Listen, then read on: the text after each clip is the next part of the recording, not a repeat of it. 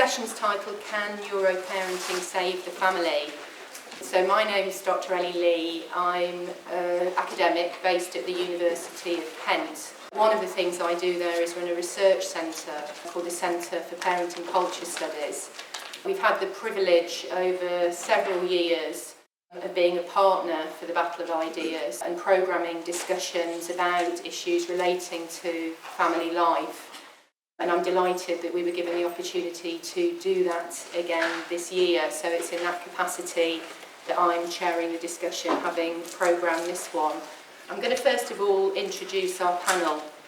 So over here to my right, she's still a registered social worker and originally worked for 12 years as a practitioner. So she's worked for a long time previously in service provision in statutory children's services, but now works as an academic with a background in sociology.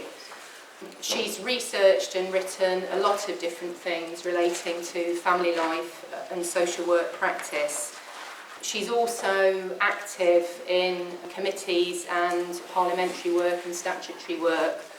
You might be interested to know that in 2009 she served on the Social Work Task Force and subsequently the Social Work Reform Board, and also on a very important piece of work, which was the Monroe Review of Child Protection in England, which I'm sure some of you will be familiar with. In terms of her research at the moment, she's conducting international research on social workers' understanding of family complexity, so presumably that's a comparative study. But also people will be interested to know that she's been looking at epigenetics and the impact of technological biology on social policy and public discourse, which is a big overlap with the interests of our research centre and this discussion that we're going to have today specifically.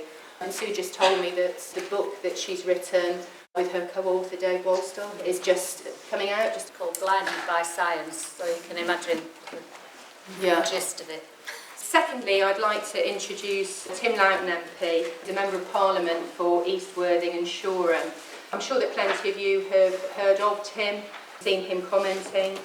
First elected to Parliament in 1997, so he's been around in Parliament for quite some time, and re-elected in 2001, 2005, 2010 and most recently 2015, each time with an increased majority. For the purposes of the discussion and the reason why we were completely delighted that Tim said he would join this panel was that he was appointed Parliamentary Under-Secretary for Children and Families following the 2010 general election. And that was a position he held until 2012.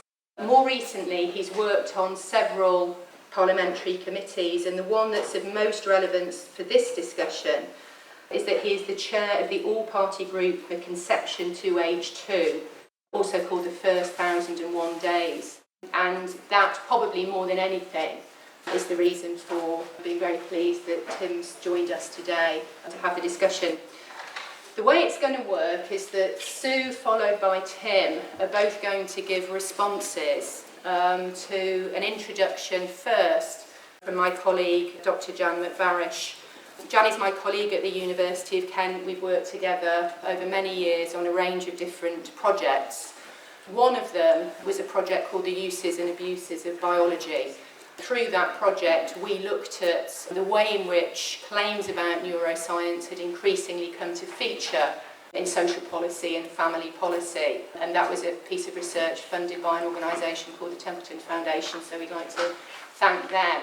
What Jan has done is gone on and pursued and developed the ideas that emerged from that piece of research to a book which has just been published. It's called Neuroparenting. The subtitle is The Expert Invasion of Family Life, which obviously tells you something quite clear about Jan's view on what it is that's going on at the moment. So what Jan's going to do is to do her introduction, then I'm going to turn to Sue and Tim to give some responses. Jan. I want to really start with the backdrop, really, I suppose, which is, I think in the last 20 years, in fact, the time in which Tim's been an MP, although I'm not going to hold him responsible, we've moved from the idea that the family as an institution is under attack from the outside by the few who challenge the particular traditional family form, by people who would be gay parents, by single mothers, by those who reject the very idea of having children, for example. We've moved from that idea of a majority family practice under attack from a small minority to the idea that no family can be relied upon to raise children, even at the most basic level. And that might sound an exaggeration, but I'm hoping that by giving examples in my introduction that you will come to agree that actually we've really gone a very, very long way in that space of 20 years. And that since the idea of parenting has become a thing, which it didn't used to be, we didn't used to have that word, we didn't used to use that word, arguably people still don't use that word to talk about their own families. Since the idea of parenting has entered the policy lexicon, it's been inextricably connected to the idea of a parenting deficit.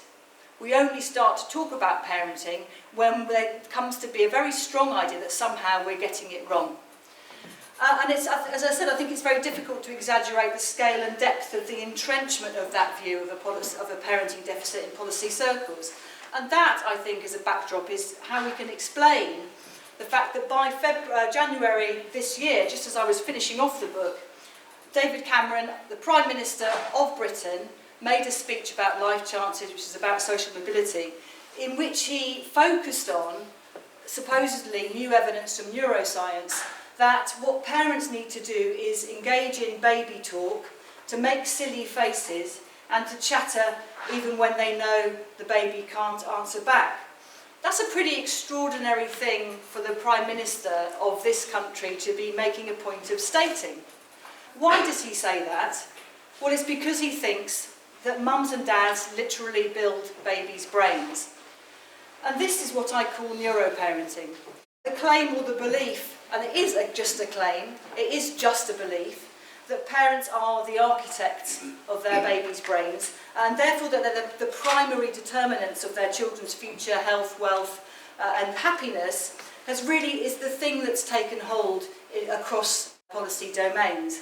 And what neuroparenting is, I think, is the brainified form of a much longer standing belief, really, in the idea of infant determinism, the idea that our earliest years of life last forever. That's how we're made, which really is an impossible thing to dispute or prove. I mean, I don't know. I know I wasn't breastfed.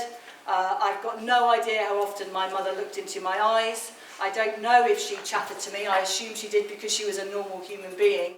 The idea that infant determinism is actually something even more concrete, this thing called parental determinism, is something that's really taken shape and developed through the 20th century to the 21st. Had David Cameron and the policymakers who've been strengthening this view within policy circles and taking it out over the past 10 years or so, had they consulted a range of actual evidence, had they consulted and bothered to read actual neuroscientists, child development specialists, they would have seen the very many challenges that have been made to the claims of parental determinism and infant determinism. Books like this, very easy to get hold of. Some of them have even been referred to and cited in some of the very, very early policy literature, but then they just disappear. And so we have this very simple, and I would say simple-minded, argument that somehow we now know that the only truth that exists about child development is that parents shape children. Parents are the architects of children's brains. Even the most recent book by Alison Gopnik, very popular writer, loads of parents will read this book, and yet policymakers somehow seem to be unable to buy this book and then actually take note of what somebody who's very well qualified to argue. And what she says is that the family, parents, are merely gardeners. They just provide a general space in which children grow. They are not carpenters who mould or shape a particular child. So the brain is plastic, it's true to say, in the sense that it continues to develop post-birth, and it's sensitive to both genes and environment and experience. But that doesn't mean that it needs to necessarily be regarded, therefore, as vulnerable. Plasticity has been interpreted as the only meaning that's given is now vulnerability. That the idea that the brain is sensitive to that which surrounds it somehow makes it inherently vulnerable to that environment. And we don't have to conclude either that the environment, the family, as it's often referred to in this kind of language, is fundamentally threatening to its normal development. So the leap from the finding of the plastic brain to the idea that parents determine the future adult, but also that they are necessarily inherently a potential threat to normal brain development, is an ideological leap. This doesn't come from evidence at all. Similarly, had policymakers, and David Cameron and I would say probably Tim, had they read some autobiographies, listened to Desert Island Discs, reflected on their own lives, their friends, those of their own offspring, had they considered human history in all its infinite change and variety, they might have concluded that, generally speaking, human adults are pretty good at keeping their children safe, and they're pretty good at raising normally functioning human beings. And that human infants are pretty good at getting adults to take care of them, and they're pretty good at getting them to love them. We have this thing called love. We've been talking about it relatively easily for thousands of years, and yet somehow it now becomes something that's viewed as a special quality that is somehow just beyond our reach. So the idea that babies' brains are incredibly vulnerable and that normal development can only be secured if certain prescribed parental practices are adopted has been rolled out throughout antenatal care, maternity services, health visiting, children's centres, early years care, social workers, the police. As I was fascinated to discover, the police are now being trained in these kinds of ideas about infant brain vulnerability. The idea that babies' brains are incredibly vulnerable and that normal development can only be secured by very prescriptive practices, this is the form it tends to take. The brain apparently needs to be alcohol-free throughout pregnancy and possibly even preconception. The fetal brain needs to have maternal attention paid to it while it's still in utero. The newborn baby must be breastfed exclusively for 6 months. There needs to be skin-to-skin contact post-birth to ensure something called bonding, something called attachment. The need for parents to work on attuning, another new word that we're now having to learn, to attune to their babies by consciously practicing what's called serve and return encounters, introduces a whole new language for talking about baby care, which is something that people, human beings, you only have to imagine any anthropological program or study you've ever read, or any kind of historical study, to think that people have actually figured this stuff out in a way that suits them in different places and at different times. What parents are instructed to do is that they must see themselves as their child's first teacher. They must undertake the task of brain development by making eye contact, by talking, singing, reading, cuddling their infants in a way that is akin to the 5-a-day recommendations about peas and oranges. And this is all in the name of an abstraction called healthy infant brain development or infant mental health. Not maternal ease or a happy family life, not parents being able to survive or to create a loving environment for all of their children, and of meeting the demands of all their children, plus all the other demands that are upon them. This is not family support, it's not child-friendly advice, it's the institutionalisation of the demand that all mothers become intensive mothers. So why is this idea that infancy is a time of high risk of failure, where parents will struggle to do an adequate job, taken hold? And one explanation is that some very loud voices have become very good at making the argument. It doesn't come from nowhere, although there are existing prejudices that we share across society about infant determinism and to an extent parent determinism. The explicit formulation of this argument into a political argument has been made by people like this: Jack Shonkoff from the Harvard Center for the Developing Child, Bruce D. Perry, who's a kind of child trauma expert, written books such as The Boy Who Was Raised as a Dog, and then James Heckman, who's neither of those two things, but is an economist, a Nobel Prize-winning economist, is always is the preface. These are figures from the US who have spent a great deal of time and collaborated together in formulating the argument that the only way to achieve social progress, reducing unemployment, increasing social mobility, reducing violence, bringing down rates of mental illness, is to get mothers to listen to the science and to care for their babies in expert advocated ways. And the promise is, which makes it all sound rational, is that this is a way of saving money. And that's the particular Heckman argument.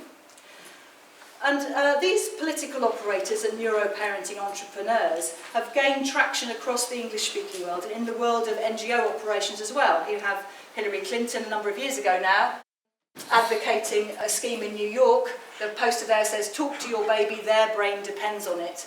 Anytime, anywhere, talking, reading and singing build your baby's brain. This is a message that's coming out from central government. It's being rolled out throughout all the officials who would interact with parents. It's come across to the UK. All of those figures I pointed to earlier have been to the UK and talked to policymakers. Their works are often cited in fact, they're often the only source in a lot of literature in the policy circle over here. These loud voices have been added to by those chasing the gravy train of public funding. It's a cheap shot, but she raised funds on the basis that she said she could treat the damaged brains of teenagers who'd been raised in inner city circumstances, who had dreadful parents. And she sought to raise money for her charity on the basis that investors could buy a synapse at a time or a neuron at a time. And she sent kids off for brain scans, or for certainly brain monitoring, whatever it was, with London universities. Kids in her care were sent for some kind of scans of their brain. It's difficult to know exactly what they did because the findings have never been reported. So this is policy that's based on prejudice, not policy based on evidence. Sometimes it's wackier than others. Andrea Leadsom was ridiculed for saying that we could massage babies' brains, we need to massage babies' brains. She didn't actually say that, I don't think. I wasn't there. I suspect what she actually said was that baby massage is a very good thing for the state to provide. Again, based on no evidence that actually has any impact, other than probably making mothers very anxious. They're not actually touching their baby in the right way until they've gone through the entire baby massage course. These women in Senegal are intervened upon because apparently these women from a particular rural area of Senegal don't believe in looking their babies in the eye.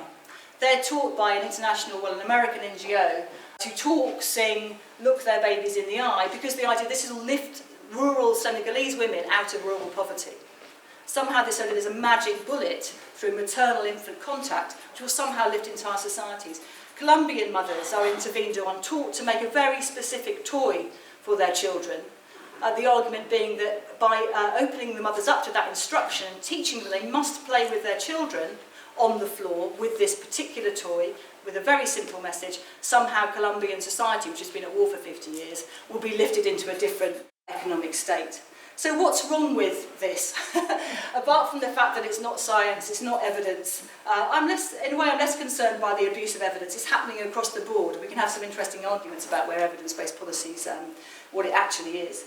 But that's not really my objection to it in a way. My objection to it is that the idea that all parents need parent training is what comes out of these particular arguments and this abuse of so-called evidence. So the idea that how mothers and fathers love and care for their babies is the business of the state in all cases, regardless of whether the child or the family is experiencing any actual problems, in advance of there being any exhibited problematic, antisocial, illegal behaviour, is a very, very problematic idea that we should all be very worried about. It treats parents with a profound disrespect. And in so doing, I think, and this is the most important problem with neuroparenting, is that it actually undermines their ability to be parents. And to be parents of the kind that we need them to be. That is, adults who take responsibility for their children because they have brought them into the world. And because they love them more than anybody else loves them. So the idea that if you look at policy talk, parents are actually talked about as rats. We're likened to rats who don't lick their puppies enough and therefore make the puppies aggressive. We're talked of as objects who engage in behaviours. We'll be subjected to interventions, to treatments. This is the kind of language that's used throughout the policy discourse in this area. We're assessed, we're monitored, we're reported on in the name of safeguarding and preventing future expenditure for the state, and identifying problems before we're even aware as parents that they are occurring. And it places the abstract idea of the science, the brain, in a position of apparently neutral authority above that of the parent. And it actually, I think what it does is it opens the door of the home to the so-called expert interpreter of science, the health visitor who's had a one-day training course on brain science, the policeman who's had 2 or 3 days on early intervention and the evidence and science for cost saving.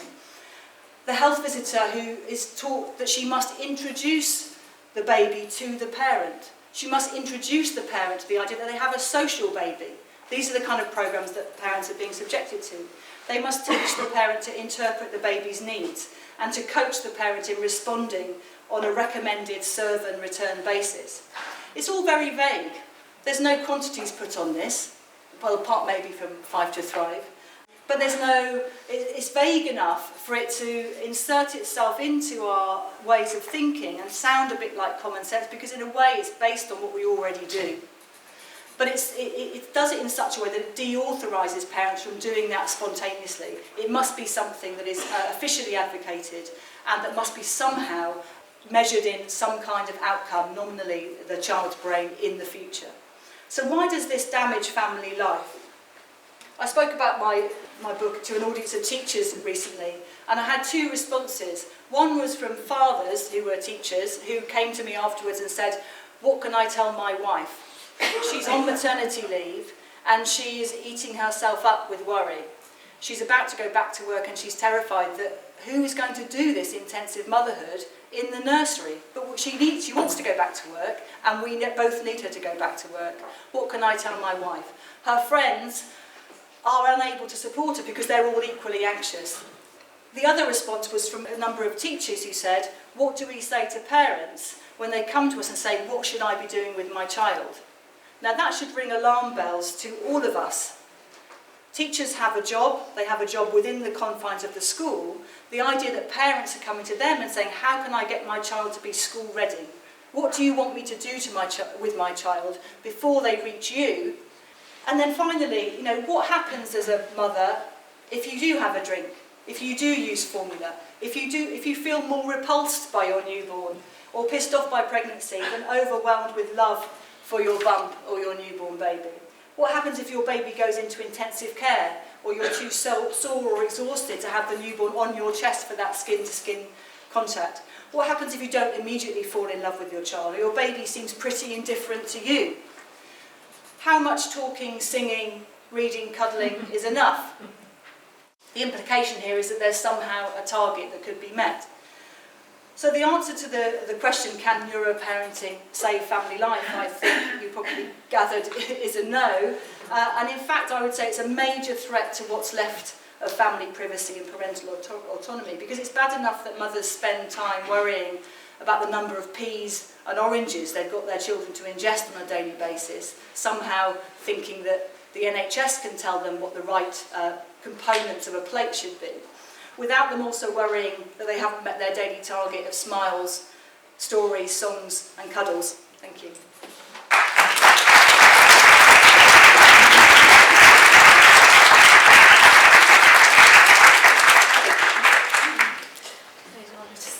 Yep. I agree with virtually everything that Jan has just said. There are particular concerns about the extrapolation of these understandings from a notion of early help, early intervention, and into diagnosis of kind of pathological family life. And as Ellie said, I have a background as a practitioner and manager in children's social care, so I've certainly met lots of children whose needs are not being met. And that aspect of state intervention is, there are big debates about when and where the state should intervene. There are some situations where there is a pretty strong consensus that something must be done. But these ideas have powerfully entered ordinary conversation in children's social care, in health visiting, and the child is now absolutely precariously normal. There is this danger that something will not be properly executed. Jan's mentioned the key players from the States, and there has been a campaign to translate so-called findings from neuroscience for a policy audience, and my goodness, has it worked. It involved a 10-year relationship with a public relations company to create concepts like serve and return and toxic stress. proper neuroscience, the sort of lab-based neuroscience, doesn't really look like that. It involves an awful lot of rats, and I know a great deal. I've just finished this book about the ecology of the rat lab, and there is a great leap from rat lab to housing estate, which is massaged away. I've given one small example of a rat experiment. Rat mothers given birth, they want to stress the rat mother in order to see what impact it has, so they take away a nesting material. Her parenting behaviour, I'm doing it now, her mothering after that is described explicitly as abusive, because she's getting herself rather worked up and she's stamping on her pups and so on, and then it is argued that these pups go on to be poor mothers themselves. The answer, and this is crucial, is that they will reverse the methylation, which is an epigenetic concept that has taken place in these abused pups, with a drug. So apart from the fact that there is an extrapolation from extreme clinical populations and really quite torture of rat labs to human subjects, where it will lead in its benign intention is likely to be pharmacological in nature. So what sounds like a good idea when you're campaigning for resources, and I'm sure that this is Tim's and other people's intention in Parliament, what sounds like a good idea when you're saying, please, this is a really important thing, we need resources, we need to focus on the early years, it has unintended consequences in other places. And just two final points. One is that the effect sizes for a lot of these parenting programmes are really quite modest, and they tend to be transient. There are loads of them, hundreds of these programmes. The evaluations inevitably conclude, oh well, there are some effects, but what we need are more evaluations. So it's an enormous industry of parenting programmes and evaluating parenting programmes. Everybody means well, but this is the benign, smiling face of reproductive engineering, I'm afraid. And that needs a moral debate, and it doesn't need to be shrouded in pseudo-scientific concepts that are packaged to persuade. Okay, thank you.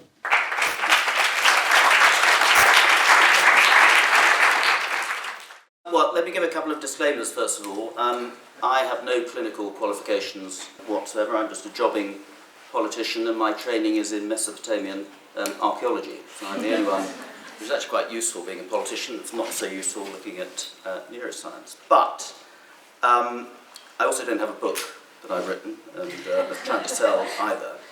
But one of the things I've become very involved with in my time as Children's Minister and since is the whole area of attachment science, and particularly the 1001 critical days. So, as Ellie said, we have a very strong and very cross-party group on the 1001 critical days. And I also chair the Parent and Infant Partnership charity PIP, where we have 7 PIP projects around the country, actually putting that into practice and giving access to services for parents where there's attachment dysfunction problems with children. So I come at it as an amateur, but I've seen it work in practice for people around the country whose relationships with their children certainly needed assistance. So the way that Jan paints it, it's all terribly black and white, and no doubt it was intended to be painted so.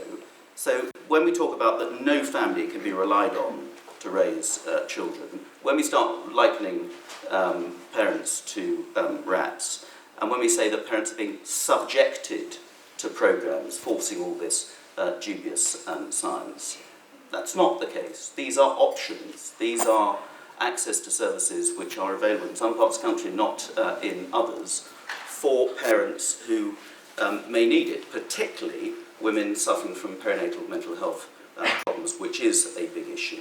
Now, I come at it actually from a similar point of view as Jan anyway. I have always been one that thinks parents know better than the state. I think, and I've argued over many years, that the pendulum has swung far too much from the parent to the state, that we have parents living in fear of the obesity police or the smacking police knocking on their door if they don't follow various instructions from government or whatever.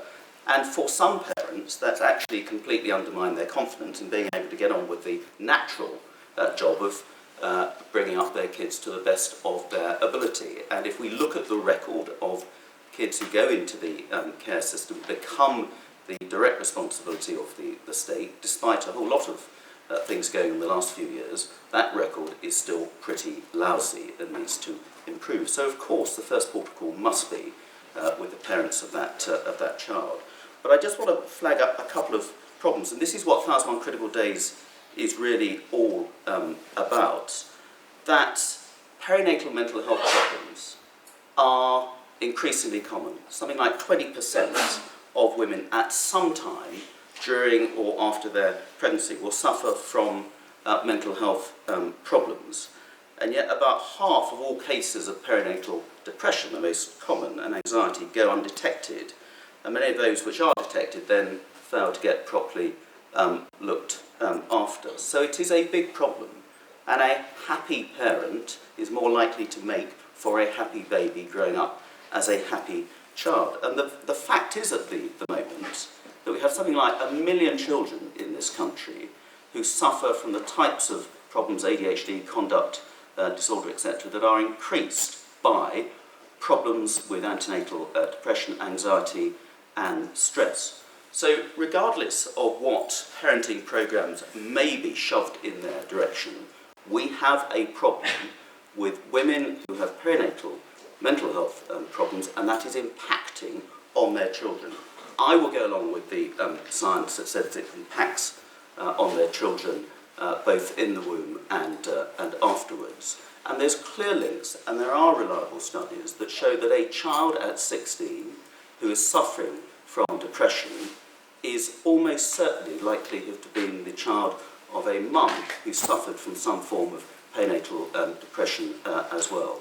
So the influences on the child in those first 1001 days are absolutely considerable. And we can go into the technicalities of which all the people with titles on this desk are far more qualified than me about exactly the impact that it has on the development of the brain in those early days.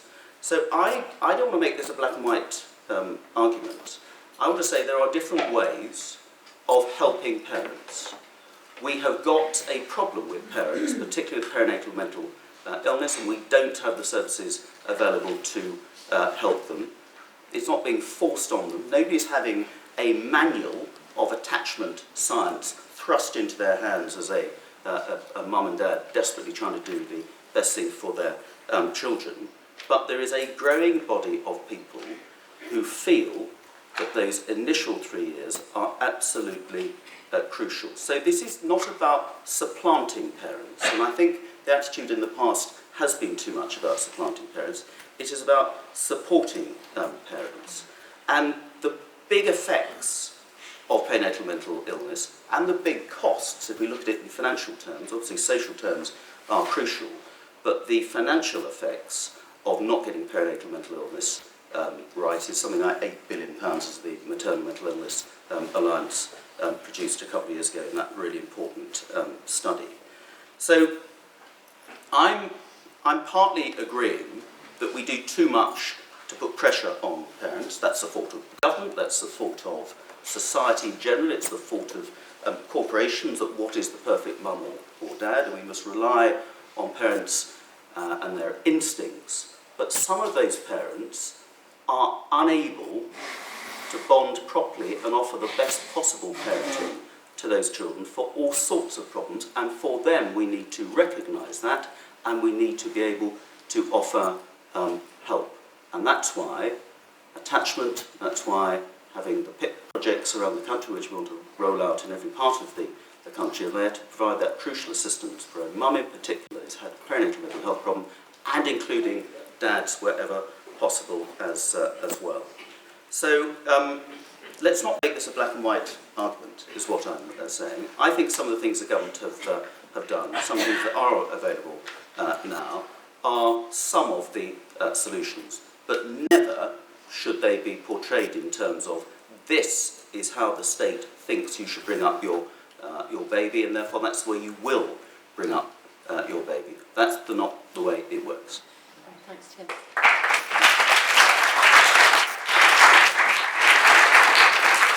The room's so full now, I'm actually going to come straight out in a second, but what's been said so far, I just want to completely abuse my position of chair and ask a couple of questions myself, which you may or may not want to come back on. One issue I think is interesting is Tim's contention that in relation to a distinct new problem of childhood, we have a clear increased incidence of childhood mental ill health in the form of ADHD and childhood depression, and that those problems are simply increasing. We know they are, we can measure them. I wouldn't mind knowing what people think about that, because from a lot of the sociology I read, there is a lot of argument about what's going on in terms of understandings of children and their responses to life, and whether or not there's a lot of sociology which basically says we are over-medicalising and over-pathologising childhood experience, and that, for example, the increased incidence of childhood depression is a manifestation of that, a pathologisation of the normal ups and downs of childhood. So I'm interested in that, what people think about that, and then I'm also interested in other people's thoughts on whether they go along with the idea that those childhood experiences can be derived back in their root to the emotional state of the mother. Is that how you would want to think about it also? The second question, which I would like you all to comment on, is this term that's in the beginning, in the title of your report, critical. Now, critical in neuroscience, critical means something specific if you're a neuroscientist. And I don't think a neuroscientist would ever say that 1001 days are critical. I think that would be too long a time. Anyway, I'm just interested in what any of you think about that and the use of a term which in my understanding is specific in neuroscience and how it's then come to appear in the title of your report. And that's mostly for you, Tim, but I'm interested in both of your thoughts as well. Right. Well, I thought it was an interesting question that you threw out there, Ellie, about how do we know that more mothers are depressed. And it reminded me because Jerome Kagan, whose book was up there, has written a book which is about the crisis in the profession of psychology. And in it he uses an example where he describes the behavior, where there's a person who is compulsively repeating an action over and over again and absolutely cannot resist doing it. And you go through it, and of course you're thinking, oh, maybe they have a obsessive compulsive disorder. And at the end of it, he says, this is what everyone I know does with their phone, which is, they're there, they're checking it constantly, they're looking, they're going back and forth, they're losing track of time. And so it seems to me that a lot of this is how we frame the question. So I think that, if we frame it in terms of depression, then of course, that's what we're going to find. And so that was the thought of that. And then just briefly, I wondered if the panel could talk a little bit about the unintended consequences of presenting children's brains as vulnerable, because it seems to me that one of the problems with parenting now, or the whole parenting paradigm, is the idea that children are very, very vulnerable and you need to protect them. And what it seems to me is that instead of teaching children to how the world works and how to find their place in it, what is happening now is that parents see their job as protecting their kids from the world. Well, they're not doing what they should be doing, I think. Really, my biggest issue in neuroparenting is this whole, as you mentioned, critical idea, the idea that early life is the most important thing. And I feel like it's really quite unfounded, because one of the largest arguments for it is, of course, neuroplasticity, which is a lifelong ability. People with OCD in their 30s onwards are able to completely reorganise their brains, get rid of their OCD effectively. And so I don't see how that in any way suggests that early life is more important. And then the responding argument is neurogenesis. It's like in early years, you're still formulating, creating, producing more grey matter. That happens in early years, not in the rest of your life. You go, great, this also happens when you're 11. Well, not just 11, like early teens. You wouldn't look at early teens and look at parents and judge whether they're successful parents based upon their brain activity. You wouldn't go, oh yeah, look how much activity there is. Their parents must be successful. You look at early teens and you go, the parents are successful if their children are happy, or if their children are benefiting from their parents in any manner. And so I feel like it's ridiculous, again, to go, the early years matter when everything that happens in the early years can be redone by a single individual's willpower. And it's also ridiculous when you can't hold to that standard later in life and go, yeah, this is what matters is being able to make a brain function properly. Surely what should matter, surely there should be more respect for the children and going, actually, it doesn't really matter if their brain is of high activity or matter whether they're happy or not. I feel like this misses the point of parenting completely. You've made a compelling case that we should all be worried about a case where we're pumping children full of drugs and the pressures of women. But I wonder, how do we exercise responsible skepticism when we don't have a world where people are so mistrustful of vaccines? We go to a point where parents believe that certain vaccines cause autism, or people just reject anything that comes from an expert or a scientist just because they've heard that in the past scientists have been overstating claims such as neuroparenting. So is there genuine expertise that we should believe in? How do we have a responsible argument? People just don't carte blanche reject every study, every book as dribble. Got it. I think it's a little bit disingenuous to claim that these parenting programmes are completely optional and at the same time say that there are such high rates of mental ill health among mothers nowadays, because it's precisely that climate where all mothers come to see themselves as being mentally vulnerable.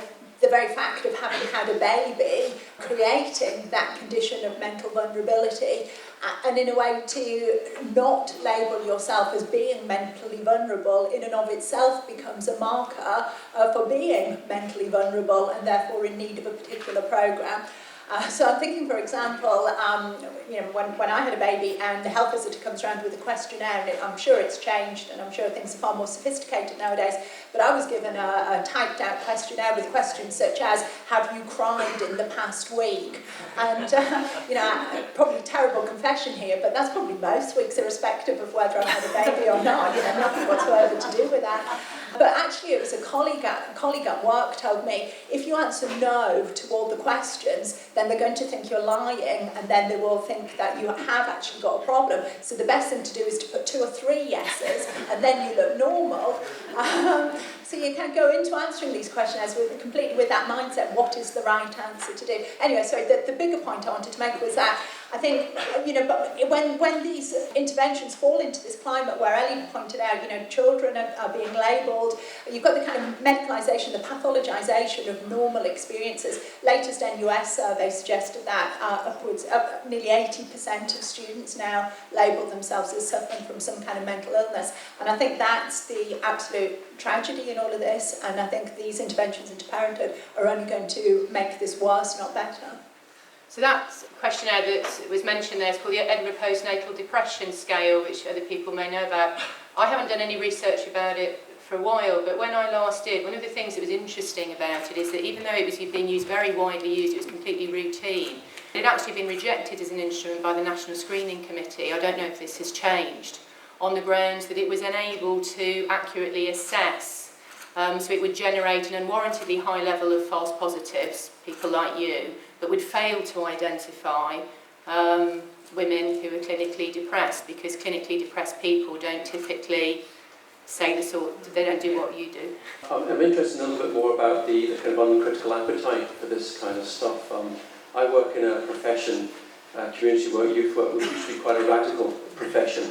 And a lot of my colleagues now and people I manage go on these kind of 1 day, 2 day, maybe even a 5 day course, which gives them a kind of an evangelical experience of something which is quite a kind of nuanced and complex and deep subject, even if we disagree with the content and the outcomes of that subject. There's an awful lot to understand there. But they get this kind of 1 day, 2 day, 3 day experience of it, and they come back full of it, and they're desperate to kind of rush out to their families and kind of implement it in quite an evangelical way. And there seems to be a complete suspension of any critical faculties by professionals in this. I'm almost reluctant to call my colleagues professionals anymore in that kind of context. And this is from a profession that used to be a radical profession that was looking at, which was rooted in understanding learners as having agency and self-control and self-determination. And now they just want to go out and do things. There's one called the Solihull approach and all that, and it just kills me. And I just kind of wondered if you've done any work on these kind of courses and their level of substance, which allows people to come back in this evangelical frame of mind. So your point is that this is diminishing professions? It diminishes professions. It's also, they seem to come back with a confidence about their level of understanding, which they seem to have suspended their critical faculties. Okay. Yeah, I mean, the model that Jan's talking about seems to me to be pathological in terms of it's a kind of pathological abstraction from any kind of human relation. The idea that parenting is a discharging of services in relation to a brain. It's just kind of, look at a picture of Madonna and child. It's a human relation. It's the gaze, tenderness, and those sorts of things. But the idea that as mother you're discharging services, which I think does obstruct otherwise normal relations. Anyone who, myself, my friends have very negative experiences of childbirth, and that's because if childbirth is hard, then essentially you feel that if you haven't done skin to skin and breastfeeding, then actually it obstructs the relation because everyone's telling you this is what you have to do to have the relation. But I think also it can lead to a certain fakeness in motherhood. I am cuddling my child, I am playing with my child, I am smiling with my child. There's a kind of, you do things in inverted commas, which means you're not actually relating to the child, you're discharging services through an idea of what must be done. And actually that's kind of very artificial. And you see that actually, I'm sure Tim's right in terms of it not being state indoctrination, but you would see that in any kind of various, any middle class playground. You see that, it's just talk normally. Personally, I'm really glad that my first 1,000 days with my son are over because, it's actually quite a boring time. And by the age of it's only when they get to 3 that you can start to discipline, to talk, to engage. And actually that's when the relation starts. Actually before 3, and everyone says this, your mum says it basically to get through the first 3 years. So there is a kind of, and the first 3 years are really boring, and then actually they're a person. And I think that problems of behaviour and ADHD and all that sort of thing, that starts at 3, or it starts when children can actually be engaged with as social beings and not just as a bundle of needs. I've read Jan's book, I just want to reiterate, excellent book, genuine expertise. Continued celebration. Sue White has written the best paper on early intervention as well, and I strongly recommend if you can access it, to read that. And I want to push this on early intervention. I wondered if any of you could elaborate a little bit more on this thing, early intervention. And you look at domestic violence, and they're talking about changing the laws there as well to have early intervention. And it seems to be, as Simon says, there is a zeal for early intervention, especially for sort of welfare professionals. Most people start to become kind of well-being professionals. And there is a genuine zeal. So I'm interested at a kind of broader level what this early intervention thing is all about. So I just thought it out. And as Tim's here, just bravely coming along here, I think, and standing his ground, I never thought I'd say this, but I want to appeal to your conservative instincts. And you're saying some parents, but the leader, or the ex-leader of the government, David Cameron, promoted parenting classes as something that should be aspirational for everybody. Surely you can see that family autonomy and the authority of parents is essential, and there is a problem here with what you're doing. I just want to pick up 2 things. One about the idea that you're just talking about early intervention. And it's Stuart's point that what we're actually seeing isn't just early intervention in babies. We're seeing psychological and emotional interventions now at all stages of people's lives, from childhood all the way through to university students. And the figures that are bandied around, 20% of mothers will suffer from mental health problems. We've also got massive concept creep, and people in the audience do this as well. So they'll elide mental illness with mental health problems. They'll elide disorders with mental health problems. And these same figures are being used about everybody, not just babies and their mothers, but young children in schools, students in universities. And paralleling what we call the neuro-entrepreneurs, we've got a massive unevaluated industry of everything from mindfulness to positive psychology to neuro-linguistic programming in a sort of mad market that goes from early years settings all the way through to universities. No evidence whatsoever, completely unevaluated. And one of the effects, and I think we've heard a smidge of it today, is this constant neurotic priming, the idea that it's not just mothers and babies, we're all mentally unwell in some way and we need state intervention. It might be being carried out by all sorts of snake oil merchants and therapeutic entrepreneurs, but the public purse is funding it all. And it's all about training us to have appropriate emotional responses, appropriate mindsets, appropriate emotional and psychological skills. So I think that the neuroscience is one problem, but it's not the only problem. And it parallels this massive sort of cultural psychologizing of absolutely everything about us and our emotional lives that's quite pernicious. I'm going to bring the panel back in. Tim. Blimey. Well, you won't like me even more because I chair the parliamentary mindfulness group as well. And so far 170 MPs and members of the House of Lords have been, including me, have been through a mindfulness course. And the calmness of heckling has certainly been noticeable in the chamber, so I wouldn't write it off. You're very welcome to come and join us. Let's take some of them in reverse, and the point over there about domestic violence, then coming on to early intervention. Domestic violence is a case in point. Supposedly, the statistics, a third of all domestic violence starts in pregnancy, extraordinarily.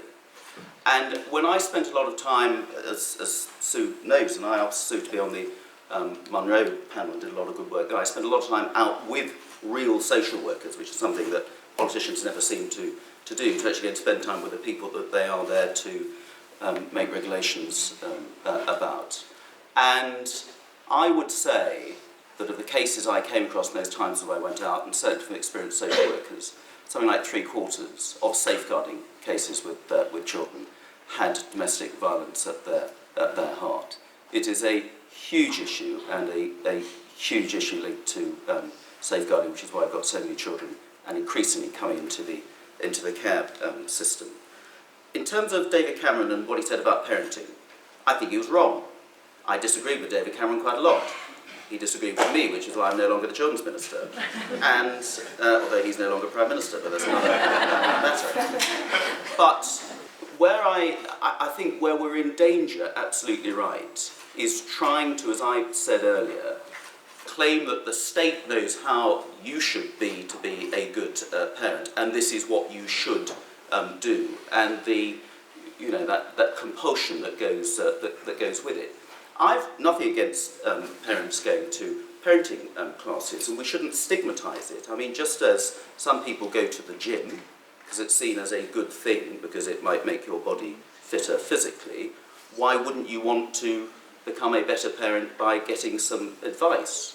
Now, what we don't want to do is to make that sound compulsory, that if you don't go to parenting classes, you're a bad parent, and that you should not challenge that advice that you are getting. And parents are different, and children are different. Some things will be more appropriate for others. So what I certainly objected to is this sort of state advice that you must go to a parenting class, and this is where you're going to do it. And if you don't do it like that, you are in some way an inadequate parent and should be made to feel guilty about it, which will lead you to stress, which will lead you to have all sorts of stress problems passed on to your child, which will result in you having mental illness problems and that whole vicious cycle. But the other aspect of this as well, again, from what I saw, is so many parenting problems are intergenerational, and so many problems with families where there's domestic violence, with kids who have to be taken into care. We have an argument about that. It feeds back to parents who had poor parenting, however we want to define that, but parenting problems themselves. And at some stage, you have to break into that vicious intergenerational cycle. And I think we've been afraid to do that in the past. I just want to find a balance in all of this between making sure those people who clearly do need some help have access to it without stigmatising all those who don't. And of course, it's not all down to what happens in the womb and what happens in those 1,001 critical days. And I'm not going to some clinical argument about what critical actually means. It's well, it's the name of your report. I know. Well, I didn't actually give it that name, but it's certainly got attention, which is good, and there's some good common sense things in that. But there's a whole load of other pressures that are placed on kids these days, and I entirely take up the point, although it's something that Camilla Batman-Gelage, which was a low shot on your slide earlier, was very much pushed that you do have a second chance at mending damaged kids later on. And with all the peer pressures and social media pressures and everything on children, the likes of which we've never had before, there are all sorts of reasons why children will suffer from mental health problems or mental illness itself later on in life. Some of which may relate to their experiences with their parents going back to age 0, and some of which may be societal and environmental later on. And certainly, I think a big worry, and again I've spoken about this on many occasions, is that the response to so much of this has been powerful chemical drugs. And I think the big scandal has been that huge increase in drugs given to kids. Many of them we now know that were inappropriate for kids, but it's in the absence of other more appropriate therapies that might have been the best approach to that child. And early intervention, somebody who defined it, early intervention has never just been about age 0 or right at the beginning of life. Early intervention is about helping a child in particular at a stage before a problem develops into a more serious problem. That's what the Early Intervention Foundation is all about. So you don't just get one chance, or later chances as well. Can I just ask you though, Tim, do you recognise, so there were several comments down here about the kind of overinflation and flabby use of terminology and conflating all sorts of different experiences together that gets bound up in some of these discussions about mental health and mental illness. Do you recognise that at all, or do you just think there genuinely is this kind of epidemic of depression and ADHD in children? No, I think it's both. I think there has been an increase in mental illness amongst mothers and amongst children, and I've no doubt about that. There's a new report from the Education Select Committee about mental illness in children. But also, and I think where Jan and I may have something in common here, I was a Shadow Children's Minister from about 2001 until 2010. So I saw all the legislation that came out post-Climbier, of which there was huge amounts, lots of children bills, children adoption bills, children family bills, children's schools and family bills, or whatever. And at the end of it, I think I was complicit in what became almost a state conspiracy, because in the face of horrendous acts like Victoria Climbier and later Baby P, and those high-profile deaths, which were the tip of an iceberg, and I had to, my role as Children's Minister, Monday morning, my first role every week was to go through the list of kids who had been killed at the hands of parents or carers, or was just about to go to court, or a new case had come in, and a pretty gruesome roll call that was every week. But we thought the solution, then it was the Labour government at the time, but we didn't oppose most of it, that the solution was more legislation, was more rules, more guidance, more stuff that social workers had to follow, otherwise they risked being held responsible for another Baby P. And we brought in so much bureaucracy, and that, I think, developed a culture of the state knows best. And if you didn't follow it, then somehow you were anti-children, and that you weren't taking safeguarding issues properly. And it was wrong. And at the end of it, in 2010, there were just as many children, I'm afraid, being killed and harmed at the hands of parents and carers as there were before. We had record numbers of social workers who'd left the profession, who were pulling their hair out because they were having to obey so many rules. And that's why I did two things. My first role as a children minister was, one, to switch off the contact point computer system, which tried to put in place of decent social workers going about a difficult job, having a huge database. You thought you could keep kids safe by having their details on a computer. And secondly, we set up the Monroe Review, which was a radical review, and I think one of the best reviews of the way we look after children in this country, which recommended doing away with a lot of regulation and giving more professional judgment calls back to social workers at the sharp end to be able to judge by spending time face-to-face with the families they were dealing with, rather than 80% of the time in front of computers. And I think that was right. So I railed against the sort of state intervention in child protection to the extent it had come. But still the state has a role in this, but as I said right at the beginning, the pendulum has gone too far and still needs to be wheeled back.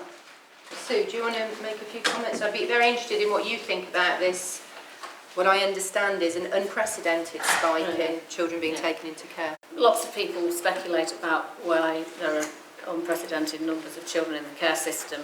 I think we'll probably be going off on a bit of a tangent if I start trying to address it, but certainly I think the imperative to prevent is part of that spike, because the biggest spike is in the removal of very small infants and the rise in numbers of children placed for adoption.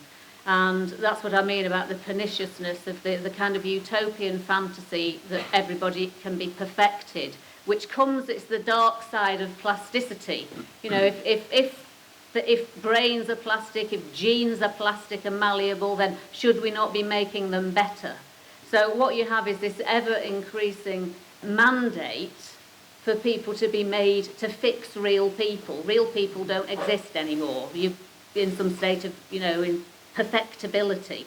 So I think that does, as Jan said, create new arenas in which people do intervene. And if you've got the resources and the vocabulary to argue back or just lie when people come and ask you questions, which was your point, I would lie too, then you can probably keep people out of your life.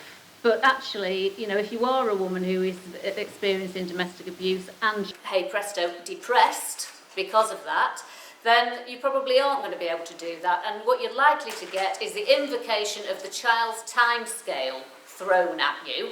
So we've got to get better quickly because the child can't wait. Now, I'm not saying the child can wait. What I'm saying is that there is an alternative to putting people on franchise programs and treating those programs as if they're a pill. I know people, many families, who've been on 5 of these blessed things, and I'm sure they're very nice for the time that you're there, but there are alternative ways of dealing with these things. And what makes people unhappy? Social isolation, having nowhere to go, nothing to do, crap food. The bloke next door's got a really scary dog, so I'd better get one too. These things require what used to be social interventions. I'm interested in the youth and community work example there, because I just think we have completely forgotten how to appraise what resources there are in communities and trying to get people together to feel that they've got some sort of potency in their life. If people are having difficulties in their relationships, which are resulting in appalling violence, somebody needs to go and have a conversation with them. The woman, the man, somebody needs to do something, not put them on a parenting programme, not turn up as many social workers do in the system that Tim has described and say, do you realise domestic abuse is damaging your children? Well, I think people do know, and that is not helpful. So what we've got is a great big machine which is busily doing things, trying to perfect people, trying to fix them, and actually nobody's doing the really obvious things. We used to run groups, we used to set up groups in community centres, and women used to come and they used to get to know each other and they used to support each other. Now, Obviously there were still problems, obviously children still died.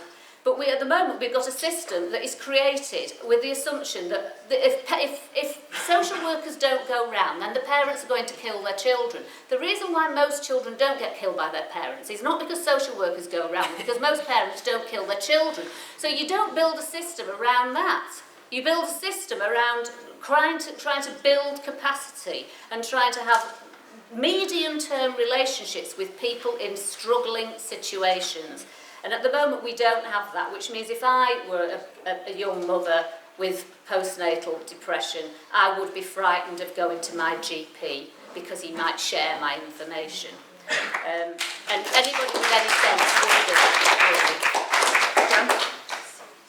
really. Okay, well, what I've just written down here is that, first of all, we've had a really quite civilised society with all kinds of horrible things going on in private. It doesn't make society as a whole dysfunctional because there are unresolved conflicts and problems between individual people. And so the idea that the only way in which we can somehow save society or rescue society, that our priority should be turning our attention to the private, I think it just seems to me is a very strange idea. It might sound commendable, and I might sound really horribly hard-hearted. I'm not saying I would like there to continue to be, or there to be an increase in strife in people's private lives. But it is perfectly possible, I think, to have a functioning society that makes stuff, that educates people, that is civilised, generally speaking, with lots of people having had really quite nasty childhoods, because people's brains are not damaged irreparably in a way that makes them non-functioning people by their childhood experiences. We just know this. We know this. Not because of science, but because we mix with human beings who we don't know anything about their childhoods, and they probably don't either. And yet they manage to function in life. Who knows what MPs experience? Who knows what we've experienced? I've got no idea what I experienced 0 to 3. For all I know, in 50 years' time it will be revealed to me that my mother was, sectioned and had postnatal depression. There's no evidence as far as I can tell in me. If I knew that was the case and I absorbed the current messages, I might well think that there must be something wrong with me. So I think there's a massive danger here. And there's a big red herring, I think, with this idea of perinatal mental health. It's a new way of talking about postnatal depression. Perinatal refers to babies. It doesn't refer to women. It refers to babies. It might refer to the general period after birth, but if you talk about perinatal mortality, we don't mean mothers dying, we mean babies. And I think this is another case of language being used in a very confusing way, almost purposefully, because I think the terrain has shifted. There hasn't been a big voluntary take-up of parenting classes, and therefore we have this ramping up of this idea that there is an epidemic of perinatal mental health. And why it's called perinatal mental health is because the baby is therefore brought into the picture in the way that it wasn't before, in this deterministic, inevitable way that somehow if a mother is struggling with early motherhood, the real problem there is the fact that her child, when they're 22, will struggle at university. Well, my concern is for the mother and her struggles at that point in time. And when you speak to mothers and when mothers are studied, one of the solutions is their family members. In fact, it's the most popular solution, is support from family members and from their husband or their partner. It's not from health visitors, because you don't see a health visitor very often, really, for all the kind of increase in number and intervention. It isn't from your GP, although they might be able to medicate and help if it's that extreme. But for most people who experience that kind of period of struggle, they will come through that because their baby will become easier, their families will step up to the plate, and they will become more confident. Now, what makes them unable to become confident? Partly it's that you're told that you've already damaged your baby's brain because you didn't feel that love in the first year. So you might feel completely fine, theoretically, by year 2 of the baby's life, when the baby's much easier. But you now worry, retrospectively, that you've already screwed up that child. How does that help? How does that help people? And, the other side of the kind of the perinatal mental health construction is this idea of infant mental health that's increasingly, this is what's being evangelised about amongst MPs and amongst loads of policymakers and all kinds of practitioners, is this idea that somehow the baby is precarious, as Sue said earlier, this kind of precariously normal. That somehow the natural, normal state of human existence is of being screwed up unless something happens preemptively. That's a major screwed up way of thinking about human society that only takes common sense to figure out that there's a problem. Do you not think that the whole notion of, when you're pregnant, I was 15 years ago, and I know how much I was told and how many books I was advised to read and blah, blah, blah, and what I was supposed to do and what would be right for baby. It's a wonder nobody actually gets to the point of being able to give birth without already being mortally depressed about the epic failure that they are about to make. It is a self-fulfilling prophecy. And it seems to me, as an old cynic, that actually what we've managed to do here is to create an environment in which we can identify more and more and more problems so that we can employ more and more people to resolve them.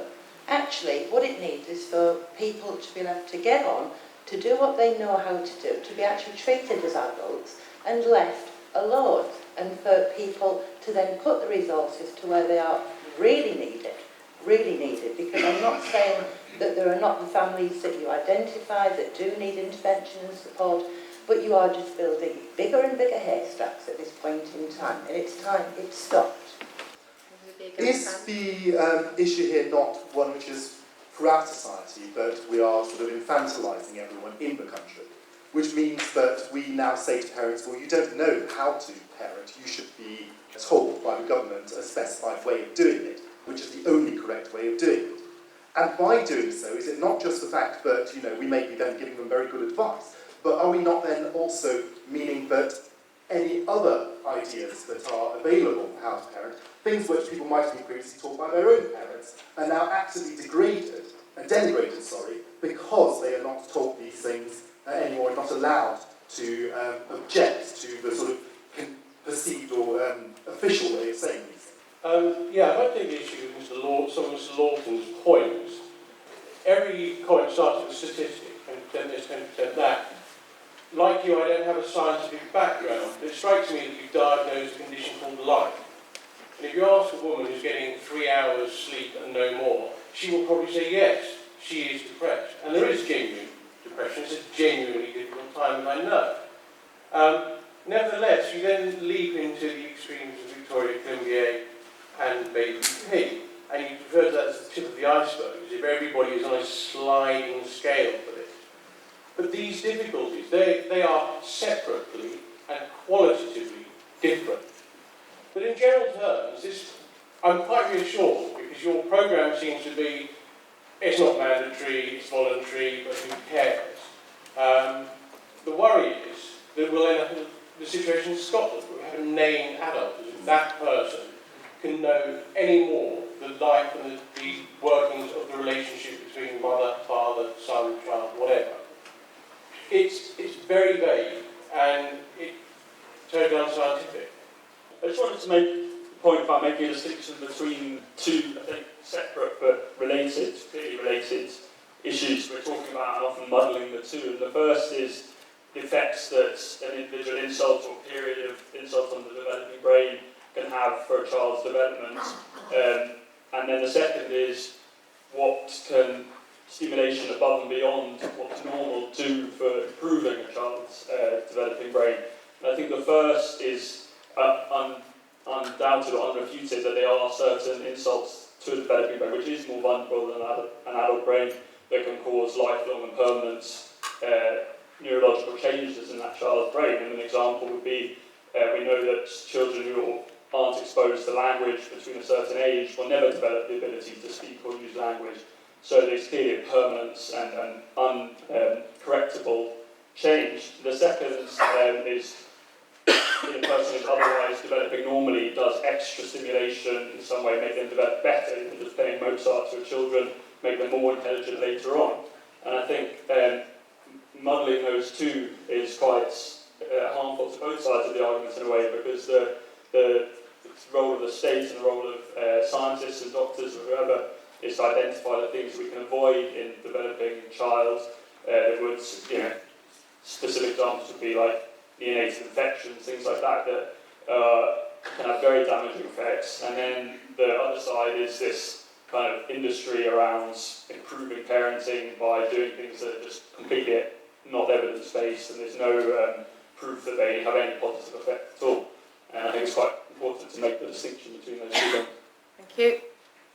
I just wondered if Tim thought it would help to make life generally easier for new mothers. I can remember finding the first 6 months of my first child's life really difficult, with a family and a reasonable income and all the rest of it. So perhaps you should be thinking more about more social support, more opportunities to meet other people in the same boat, even architecture which makes it easier for people to get around. All the very small practical things which make mothers feel better and therefore much more able to do the things that they know perfectly well that they should be doing, but find easier to do when they aren't sleep deprived, stressed out, lonely and all the rest of it. Just quickly on this point about somebody said that it's sort of reassuring that you say that it's not mandatory and that people will be able to choose this, and we're not sort of forcing everybody to be squeezed through the same sausage machine. But then you also say it should be the same as going to the gym. We all want to improve ourselves, and so why wouldn't we want to be better parents? And Cameron said the same thing. He said, we can all use a bit of help sometime. And I think that's kind of quite pernicious, because it creates the idea that there is a right answer somewhere. And it is inevitable that the social pressure will be that people should be obliged. It's unavoidable, should be obliged. Not obliged, but the cultural and social pressure that we would somehow want to do this. And I think Sue's point about this obsession with perfectibility, this idea that there's a right answer, I think that's really what's underpinning this, and that is delusional. I mean, there is no... Parenting has changed over the millennia and will continue to change. The idea that we know what it is that we want to create, and worse, if you did, then you're stopping social change, you're stopping progress. You're imagining that this is what a person should be, rather than whatever a person is capable of being. So I think we've got a challenge. It's not the same as going to the gym. I used to be a health visitor, and I really liked the comments that the person at the back made about how essentially professionals have lost their ability to make up their own minds, rather than working to script or to tick box or whatever, to use their discretion, because they know that they're accountable to so many other people in order to come back with and deliver the figures that they know are needed to be centralised to the Department of Health. One thing I learned very early in my career was that parents need privacy in order to develop a relationship with their child. And the more professional supervision that there is during that time, the longer that will take, and the more that mother's confidence in her ability to do the job she wants with the child she loves, that's going to be undermined. So the more professional intervention and interference that there is in family life, the more damaging it is. I think we just have to trust parents. There's a tendency to separate the 1001 days and the named person scheme in Scotland, as though the latter is a more extreme version of the former. I don't see them as that distinct at all. I think they're both quite alarming. I think what they do with 1001 days has this kind of disingenuousness built into it, that after it has elapsed, can the parent suddenly go, I'm over the hump on this, but you're not, because every single time that you feel as though you've run afoul of something that you should have been keeping an eye on, which will happen because that's life, you are going to be made more and more to feel that what you're doing is wrong. So it creates this kind of lifelong dependency on people external to the parent-child relationship to put it right. It should come as no surprise, by the way, and there's been some anger expressed here at the fact that drugs are being, kind of, the prescription of certain drugs as quick fixes. That should surprise nobody, when the idea of these problems being only externally validated and solved has already been premised. Okay. Thank you. I'm a child and adolescent psychiatrist. Not only do we get overdiagnosis, but also misdiagnosis, but we don't want to offend professionals or colleagues just in case they got it wrong, or us got it wrong. On the other hand, I suspect that there might be cases out there that we fail to detect because they don't reach us for other reasons. So there might be an increase, a genuine increase, not necessarily the one reflected in the figures. A thought on neuroparenting. Yes, it's been touched by several areas. It seems that I'm really sorry, I've been red-carded. Yeah. So I'm going to have to cut you off there. I'm going to bring our speakers in just for their very last comments. Tim, Sue, Jan, sorry, you've got like 1 point you can make. Anyway, I think we've had a great discussion, even if it's not unresolved. Okay, I don't know what people are so scared about 1,001 Critical Days. It's full of things like every woman with a history of past or present serious mental illness should have access to a consultant perinatal psychiatrist. There should be increased evaluation of services to see what works. Vulnerable families should have access to. This is not prescriptive. This is offering assistance for those who genuinely need it. Just to come back, Scotland named adults, I think, was the most atrocious example of Big Brother. And one of the things that Sue said as well, in relation to the lady back there about filling in the forms, that a mum who has got some sort of perinatal mental illness would be scared to go to the GP. That is the problem at the moment, that the public agencies are seen as the people who can come in and take over your parental role and ultimately take your child into care. We need to see them there as support services who can offer support. And that's the difference between health visitors, which I think is a good thing, who should be welcomed across a threshold, in the way that social workers aren't. Because when a social worker knocks on the door, they're seen as the slippery slope to my child coming into care, and the drawbridge goes up. The point I made about stigma and Jim's and Cameron's comments there is a stigma about going to parenting classes. There is a stigma about going to relate, because you are seen as, rightly or wrongly, in some way failing at your job of being a parent or of being a partner. All I'm saying is, nobody's a perfect parent. God knows what a perfect parent actually is, and we shouldn't try to idealise that or define it. But everybody wants to do the best by their children, and everybody probably could do a little bit better by actually going along and talking to other people and sharing their experiences as well. And the final point is, why do we have this problem in this country and other Anglo-Saxon countries particularly, and they don't have it in some of the Mediterranean countries? Now, if you take the example of Barcelona, when in Barcelona they rebuilt the whole city, what they didn't rebuild was the social structures of families living together. So literally in some cases, parents would live on the ground floor, or grandparents live on the ground floor, parents live on the floor above, and children live above. They talked to each other, they shared those experiences. They didn't therefore need to go to GPs, social workers and others. And that's something that we have over the years lost in this country. And that's why it comes back to trusting parents and trusting parents to deal with other parents and other family members, and we don't do enough of that. Okay, Sue? Yes, I don't know what I can add to that really. I think the issue about compulsion is a tricky one. I don't think that these things are optional for some people. And if you look at the debates in the States where the African-American, the fact that the African-American people are so overrepresented in areas of social deprivation, these debates are much more politicised. And the people who get the surveillance, the people who don't get to choose, are the people who have the fewest resources. And I mean, I can't go into Heckman now, but people really need to read the Heckman equation and the maths behind it properly, because there are all sorts of embedded assumptions in that. And one of those is that you don't alleviate poverty with giving people more money. You alleviate poverty by changing their parenting practices. Okay, Jan. Okay. You don't need compulsion if you convince people that they're inadequate, because they will become help-seeking citizens. That's the aim of policy. They don't want to compel people. They want us all to think that we just need help. We need to go to the equivalent of the gym. We don't.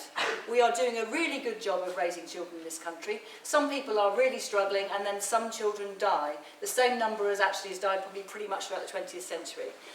We are doing yes, it's falling. We're doing a really good job. Nobody ever says that. Please tell us that. That would really be quite helpful to parents. Secondly, I'm not trying to sell a book. It's 45 quid. We're not going to sell very many. It's very small. What we're trying to do, what I'm trying to do, is to get the argument out there, because it's really, really important. And I would like neuroscientists to get involved in that and to say this is not true. You're relying on neurobollocks. And I would like politicians to be much more open to actually their real beliefs, which is that they do think the family is important, and they do think that parents need to be autonomous, and that privacy is important. And that side of the argument, which is based on human experience, common sense, is the one that needs to come to the fore, and we need to tell the evidence-based lot to shut up for a while. Okay, thank you very much.